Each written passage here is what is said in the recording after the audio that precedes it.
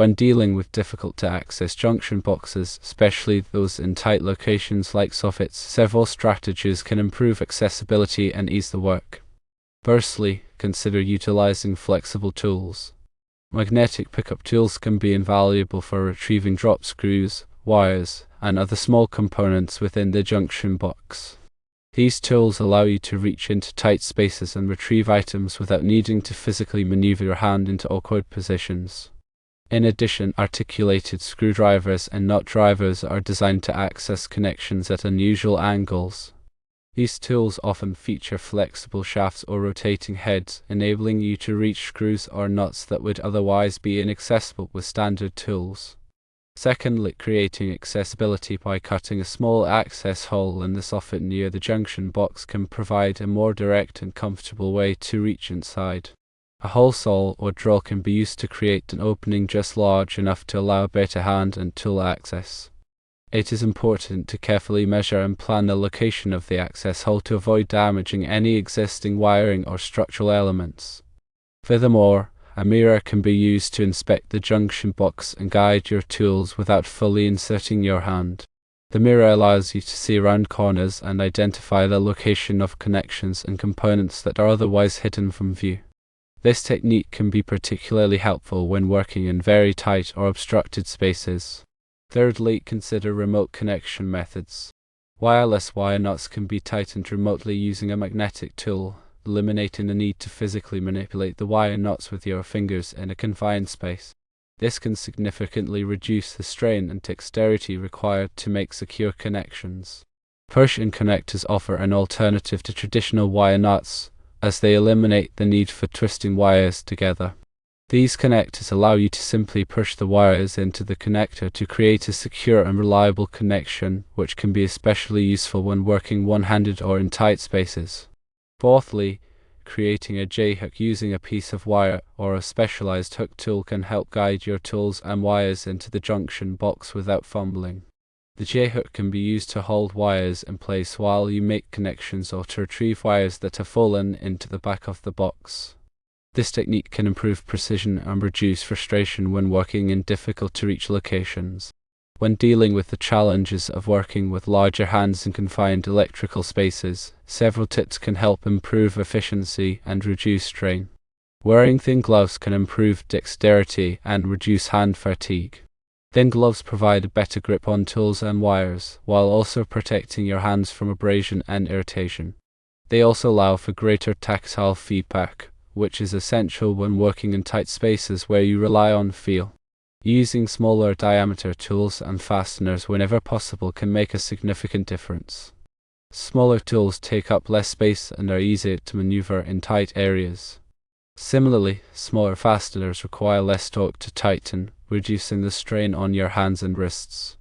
Taking breaks often to avoid muscle strain and hand cramps is crucial. Working in confined spaces can be physically demanding, and it is important to take regular breaks to stretch your hands and arms. This will help prevent fatigue and reduce the risk of injury. Practicing working in tight spaces by simulating difficult scenarios in a safe environment can help you develop the skills and techniques needed to work efficiently in real-world situations. Setting up a mock junction box in a confined space and practicing making connections can improve your dexterity and problem-solving abilities. Never be afraid to ask for help if needed, especially when dealing with inaccessible junction boxes or other difficult situations. Collaborating with another electrician or seeking advice from experienced colleagues can provide valuable insights and solutions. Another set of hands or a fresh perspective can often make a challenging task much easier. Consider voltage testers. Before working on any electrical circuit, it is essential to ensure that the power is turned off. Use a voltage tester to verify that the circuit is energized before touching any wires or connections. This is a critical safety precaution that can prevent electrical shock. Next, consider the use of appropriate lighting. Adequate lighting is essential for working safely and effectively in confined spaces. Use a headlamp or a portable work light to illuminate the junction box and the surrounding area. This will allow you to see clearly and avoid making mistakes. It is important to maintain organization. Keeping your tools and materials organized can save time and reduce frustration. Use a tool belt or a small tool bag to keep your essential tools within easy reach. Labeling wires and connections can also help prevent confusion and errors. Consider documenting your work. Taking photos or videos of the wiring configuration before you start working can be helpful if you need to refer back to it later. This can also be useful for troubleshooting problems or for providing documentation to clients. When dealing with old wiring, exercise caution. Old wiring can be brittle and easily damaged. Use gentle techniques and avoid excessive force when handling old wires. If you encounter any damaged or deteriorated wiring, it is important to replace it with new wiring that meets current safety standards. Check local codes. Ensure that all electrical work complies with local electrical codes and regulations. These codes are designed to ensure the safety of electrical installations and to prevent hazards such as fires and electrical shocks. If unsure, consult with a qualified electrical inspector. Take care of the environment. When working in confined spaces, it is important to protect the surrounding environment. Use drop cloths to protect surfaces from dirt and debris. Clean up any spills or messes immediately. Dispose of any waste materials properly. When working with insulated tools, ensure your tools are properly insulated. Insulated tools are designed to protect you from electrical shock. Make sure that the insulation is in good condition and that the tools are rated for the voltage you are working with. When you are cutting and stripping wires, use the correct size wire strippers. Using the correct size wire strippers will prevent damage to the conductor. Damaged conductors can create hotspots and increase the risk of fire. When making wire connections, ensure they are secure. Loose wire connections can cause arcing and overheating. Use the appropriate wire connectors and tighten them properly. Test the connections to ensure they are secure. When dealing with multiple circuits in a junction box, identify each circuit clearly. Label each circuit with its corresponding breaker number or function.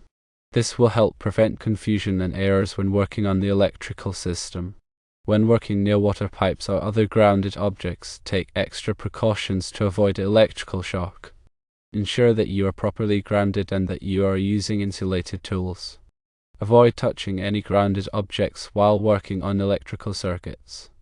When dealing with aluminum wiring, use special connectors and antioxidant paste.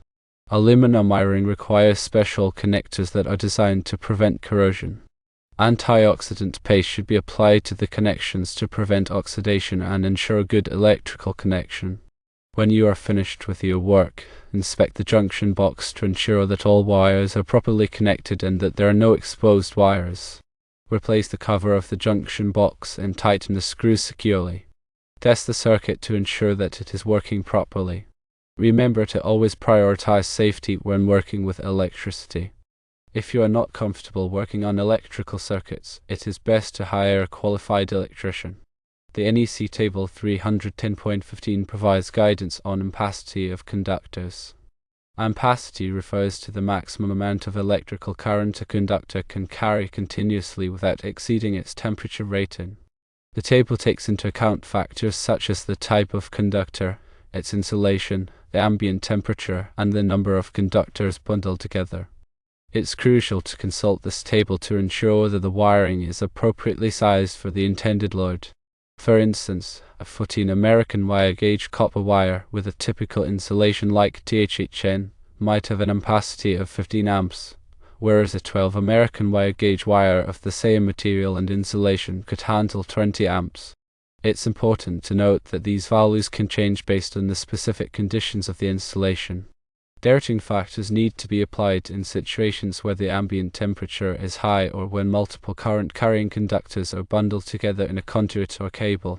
High ambient temperatures reduce the heat dissipation capacity of the conductors, leading to a lower ampacity rating. Similarly, bundling multiple current-carrying conductors increases the overall heat generated within the conduit or cable, which also necessitates a reduction in ampacity. The NEC provides specific guidelines and formulas for calculating these dirting factors. In addition to ampacity, voltage drop is another critical consideration in electrical installations. Voltage drop refers to the decrease in voltage that occurs along a conductor due to its resistance. Excessive voltage drop can cause equipment to malfunction or operate inefficiently. The NEC recommends limiting voltage drop to no more than 3% for branch circuits and 5% for feeders. The amount of voltage drop depends on several factors, including the length of the conductor, the amount of current flowing through it, and the conductor's resistance. Longer conductors, higher currents, and higher resistance all contribute to greater voltage drop. To minimize voltage drop, it's essential to use appropriately sized conductors and to keep wiring runs as short as possible. The NEC provides formulas and tables for calculating voltage drop, allowing electricians to select the appropriate conductor size for a given application. Grounding and bonding are essential safety measures in electrical systems.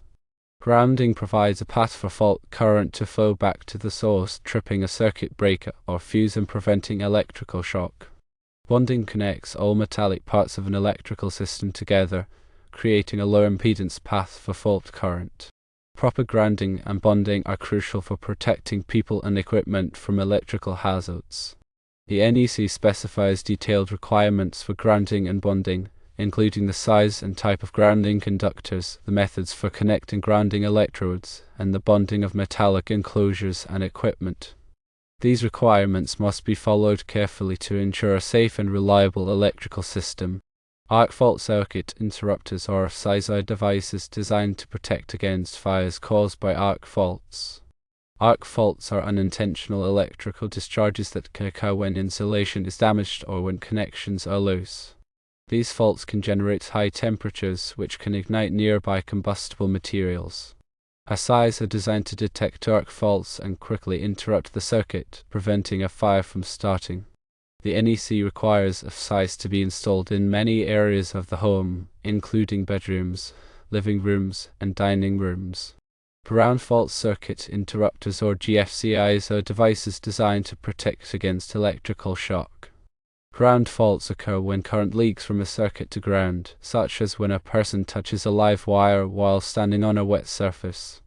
GFCIs are designed to detect ground faults and quickly interrupt the circuit, preventing a potentially fatal electrical shock. The NEC requires GFCIs to be installed in areas where there is a high risk of electrical shock, such as bathrooms, kitchens, and outdoor locations. Surge protection devices, or SPD, are designed to protect electrical equipment from voltage surges. Voltage surges are sudden increases in voltage that can damage sensitive electronic components. These surges can be caused by lightning strikes, power outages, or other electrical disturbances. SPD divert excess voltage away from the equipment, protecting it from damage. The NEC recommends SPD to be installed in many areas, especially for sensitive electronic equipment. Electrical permits are required for many types of electrical work. Electrical permits ensure that the work is performed safely and in accordance with local codes and regulations.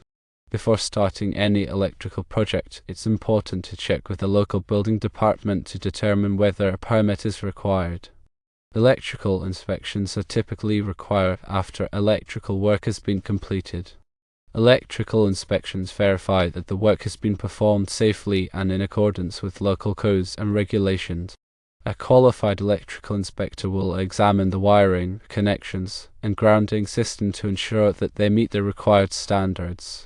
If the work passes inspection, the inspector will issue a certificate of compliance. Regarding common voltage levels, residential electrical systems in North America typically use 120 volts for lighting and small appliances and 240 volts for large appliances such as ovens, dryers, and air conditioners. Commercial and industrial electrical systems often use higher voltage levels such as 208 volts, 277 volts, and 480 volts. These higher voltages are more efficient for distributing power over longer distances. When working with different voltage levels, it's essential to use appropriately rated equipment and to follow all safety precautions.